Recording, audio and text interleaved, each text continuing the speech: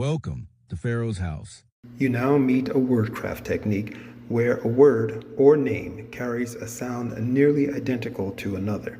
This method, called a phonetic allusion, also known as a homophonic pun, auditory pun, or sound-based play on words, operates through layered sound patterns. By using auditory embedding or phonetic camouflage, it allows a message to carry more than one meaning at once. Such techniques can send subtle cues to individuals or entire audiences, often without direct awareness. In practice, they serve as tools for influence, embedding hidden codes, amplifying consumer desire, strengthening loyalty, or, in some contexts, activating preconditioned responses such as sleeper programs. Scholars of linguistics note that homophony often plays on the brain's tendency to link sound with memory and association, which is precisely why this craft holds persuasive power. For instance, a product branded as Sole Comfort, S-O-L-E, footwear, might also subtly echo Soul Comfort, S-O-U-L.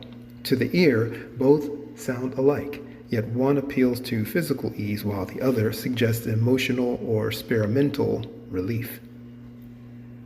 The layered effect anchors both meanings in memory, giving the phrase more impact than a straightforward label could achieve. Take, for example, the slogan, "Just do it." On the surface, it calls for immediate action, framing personal empowerment. Yet, phonetically, the phrase brushes close to "just do it," an echo that hints at confrontation, risk, and even combat.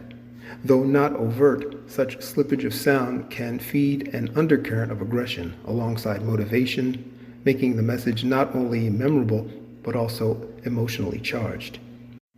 Here, the pun need not be deliberate to take effect. The listener's ear still captures both possible readings, leaving traces in memory that shape how the command lands. In another example, R.C. Christian and Rosicrucian, the initials R.C. sound similar to the initial sounds of Rosicrucian, making it a phonetic allusion, a clue, or an auditory play on words that points to the hidden name through sound or the auditory similarity rather than the direct spelling. It often requires specific knowledge or a keen ear to hear the intended connection. R.C. Christian, by the way, was said to have paid for the now fallen Georgia Guidestones.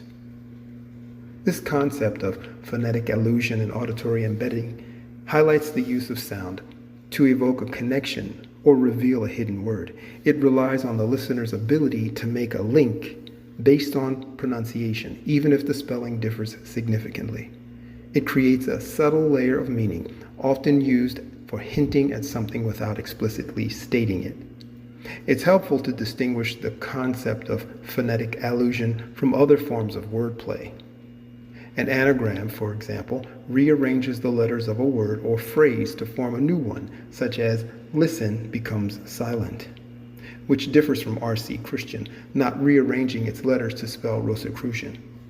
An acrostic involves the first letter of each line or word spelling out a message or name, like in a poem where the initial letters spell a person's name. Lastly, a portmanteau blends the sounds and meanings of two or more words to create a new word, as seen with smog from smoke and fog, or brunch from breakfast and lunch. Unlike these, R.C. Christian isn't a newly coined word combining parts of two existing words. It's a phrase that sounds like another established word.